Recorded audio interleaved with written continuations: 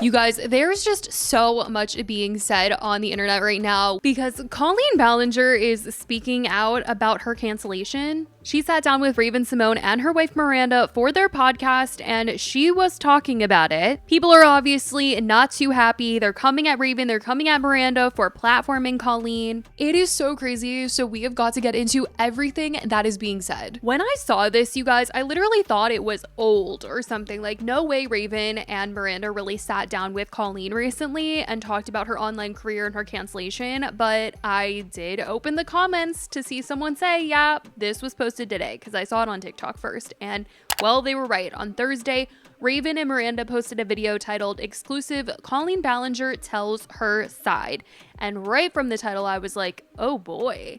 And it turned out this wasn't even the original title. As someone pointed out in the comments, I love how the original title was Colleen's actual apology, and then looked back at it, realized she never apologized unless asked to do so, and then changed the title to Colleen Telling Her Side. Is truly diabolical. Now, Raven and Miranda opened the podcast by saying it was their first time meeting Colleen, and they felt that after her cancellation in 2023, enough time had passed for reflection and learning and for a real conversation behind the headlines, and claimed their goal was not to address every detail, but understand the human side of the story. That's what they were saying.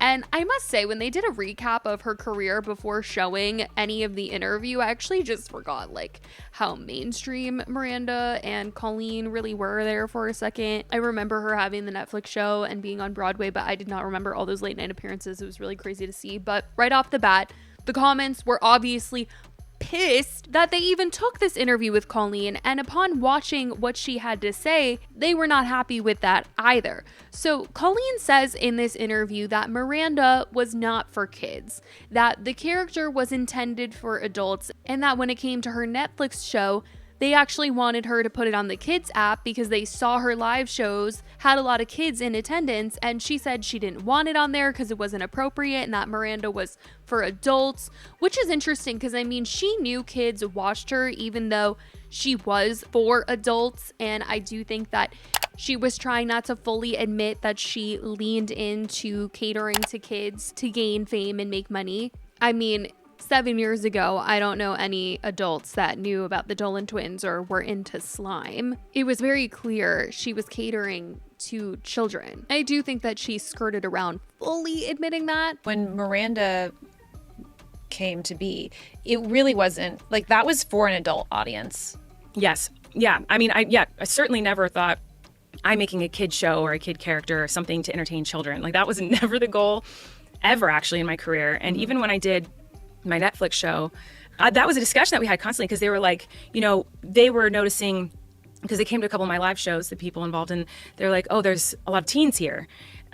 So let's put this on the kids app. And I was like, whoa, this is not a kids show. Like, I do not want this on the kids app. That would be inappropriate. Like, this is 100% not for children. And it was like but they really wanted it there because they saw a younger audience. Mm-hmm. And they were like, we want the younger audience to be able to see this. And I was like, that's fine, but like, they need their parents' approval because this is not a kid show and this isn't a kid character. So I never set out for it to be for kids, or, you know, it was, like I said in the beginning, my comedy was pretty crass. Later, she does admit that she did know she got a younger audience and that she didn't really adjust her comedy at all. But I do think, you know, she did adjust certain things. Like I said in that screenshot, she's talking about the Dolan twins, she's talking about slime. Like, she did make content that was adult edgy humor, but it was catered for kids to click on it and for kids to view it because she was doing very childlike things while speaking in a very inappropriate adult manner. So she did make adjustments, but it certainly wasn't to cater just to adults, you know, which is the problem. But she goes on to say that she didn't adjust how she interacted with her fans either, saying that she just didn't think about a power dynamic or parasocial relationships at the time. My audience kind of grew, and it went from this older audience to, you know, it spread, and there was now a lot more teens watching me. Mm-hmm. I didn't adjust my comedy very much because I was like, well, they found me doing this, so this is what they like and this is what I like, so I'm going to keep doing the comedy they like. And I did adjust it a little bit over time. But one thing that I didn't do, and I should have been much more careful about, is I didn't adjust my interactions with my fans. And that's something I regret a lot because, like I said earlier, the difference between me and a mainstream celebrity, at least in the beginning, was that I was attainable. And look, she'll talk to us. She'll interact with us. And she's talking to us from her living room. She'll talk about anything. And she's so open, and she'll talk one-on-one with us. She meets us in person at her shows and whatnot. And we know her, and I didn't think about when I was interacting with my fans, I didn't think about a power dynamic that could have been there. I didn't think about a parasocial relationship. She says that she should have been more responsible, but she says that she was just thinking the same way as some fans were. And I should have been more responsible in thinking about that, but I didn't even think of myself that way. I was like, yeah, we are friends. Like, I think I felt the same way. And so for me, I was like, well, I'm just talking to my friends. I talked to all of them like they were my friends, my sisters, all the fans.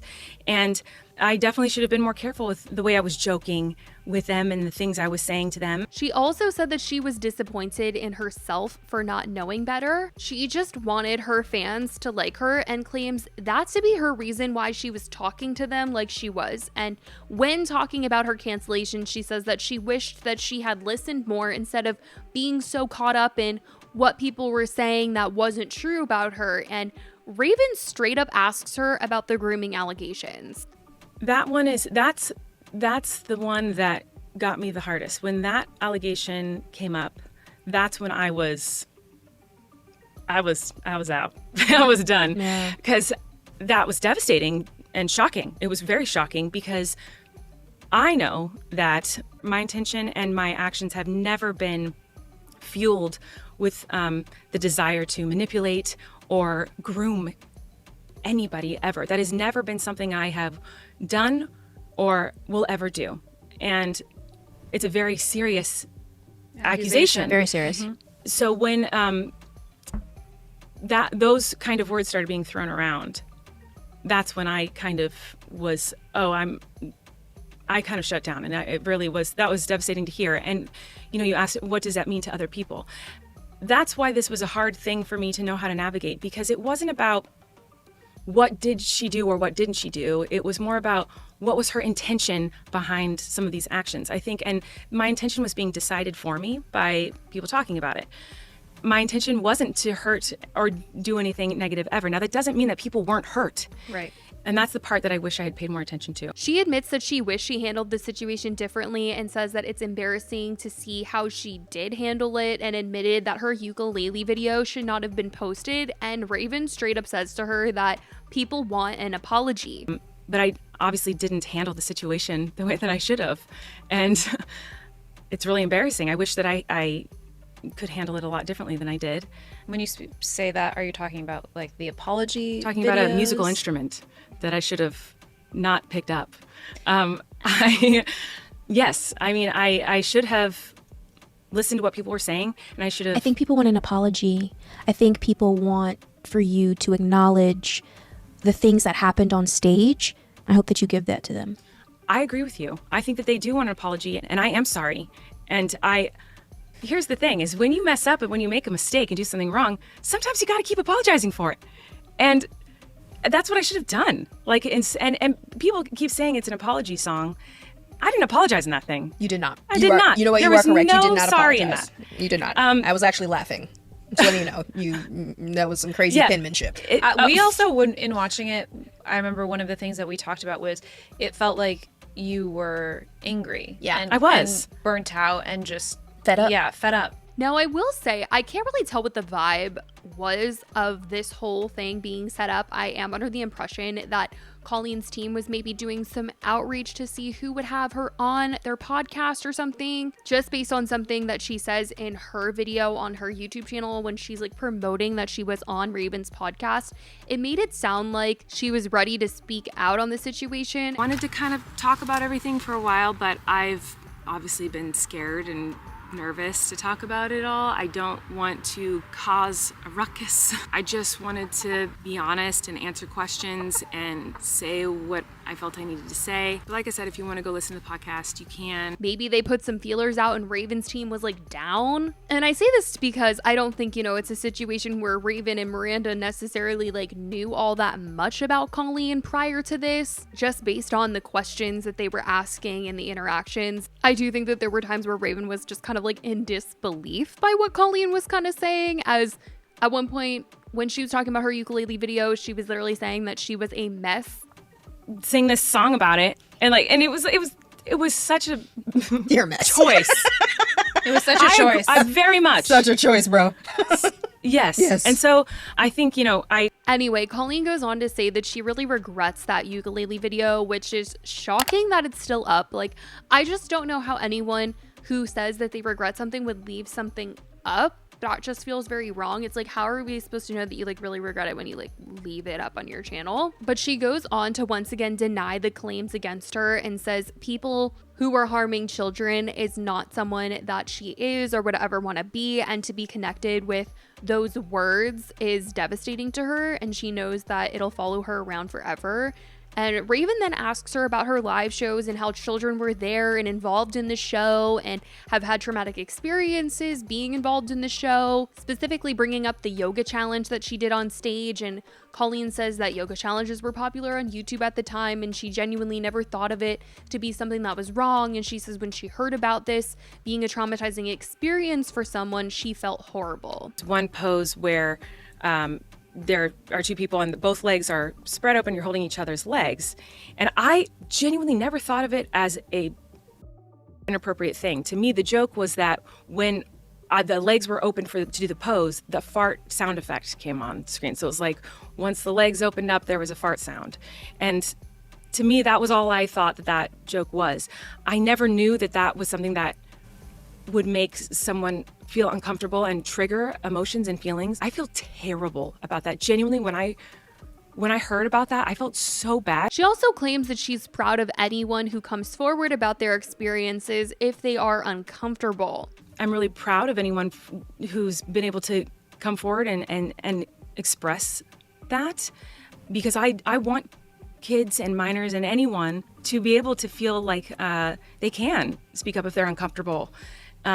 And they can speak up about things that they feel are not okay. They need to be able to feel that way. Now, these are things that a lot of people in the comments are bringing up because they're like, Colleen never reached out to any of these people to apologize directly to them in DMs or anything like that. And that is something that a lot of people have the issue with, and why people are saying, she's never apologized, because she's said it here on this podcast when they told her people want an apology. And she said that she was sorry. But I think a lot of people are just kind of like, you not reaching out to these people that have spoken out directly is interesting, And she even later addresses sending lingerie to a fan, to which she says, what an idiot, and goes on to explain why she was giving clothes away on a charity live stream, and that she was a bit hesitant but ended up doing it anyway, and admitted that it was not appropriate and that it did look bad. I loved giving away gifts to my fans online, so I would send them like a bobby pin of Miranda's or a lipstick of Miranda, an old shirt, Usually it was to encourage them to donate to a charity event that I would do every year. But I loved giving out stuff. And so I was doing a live stream like I did pretty often, and I was opening up a box of clothes that I had bought, and in it was this underwear bra set that I didn't order, and it was we were all laughing about it. So everyone in the chat was laughing about it, me and my friend, and he actually put it on over his clothes and was like, look at this, and we were laughing about it. And there are people in the comments saying, oh, send that to me, send that one to me. And we were like, we're not going to do that, that's crazy. But then there's one fan in particular who kept asking us to send it, and I was like, obviously you can tell in the live, like I'm like hesitant about it, because there is a little bit of brains in there somewhere that was like, maybe not, because I hesitated. But then I was like, and I didn't send it. I didn't. But then it just became an inside joke with the fandom, and everyone was like telling me to send it, and he kept asking for it. It was like months of this. And so finally I did, and it was very public and as a joke, and it was like a part of my brain was missing. And later she says that it was her responsibility to know better, and she should have, which she seems to say about everything, basically, that she just should have known better and she just didn't at the time. An action of like, hey, this is not a good idea, this looks bad. It wasn't a pair of my something that I sent to a young fan in an inappropriate way, but it was inappropriate. Like, what part of me thought like, everyone will know this is a silly joke in the fandom? Like, I wish I'd never done that. That was so inappropriate. And if he was made to feel uncomfortable because of that, like, I feel terrible, and I'm so sorry, because that was not my intention with that. I thought it was like a a silly inside joke with the whole fandom. It was all very public, and I thought it was a silly thing, and it was so stupid. And they later asked her about her close friendship with Jojo Siwa, because this was a big thing going around at the time. Jojo was even defending her, which everyone was like, Jojo, when you get older, you will be looking at this differently. But I don't know. Jojo has very interesting takes sometimes, so I don't know if she will be looking back at this differently. But to the rest of the world, they're like, why is this adult woman becoming besties with an 11-year-old? Which Colleen says that's when she met Jojo and her mom and another girl from Dance Moms, and at first she didn't view it as a friendship, but over time they became friends and she wanted to collab, and it was more of a family thing. Yes, we became friends, but it always felt more like a family thing because I'm a big family person. Like, I love my family. I'm always with my family. We're always hanging out. We're always having family gatherings. And I think that, again, I don't want to speak for her, but, she liked to come over to our family gatherings and hang out with my family where we'd be playing games and, eating pizza with my parents. And sometimes her mom and her brother would come, or dad. Like, it was a very family. They're a big family. The Siwas are a big family. And my brother and all his kids were there. So he's got 6 kids, and they'd all be there, and we'd all be playing. The kids would be putting on performances, and we'd all be laughing and playing it. So it always felt very like sisterly friends. And yes, now that she's older, and I would definitely consider her one of my close friends, and I love her dearly, and I admire her so much. I think she's incredible.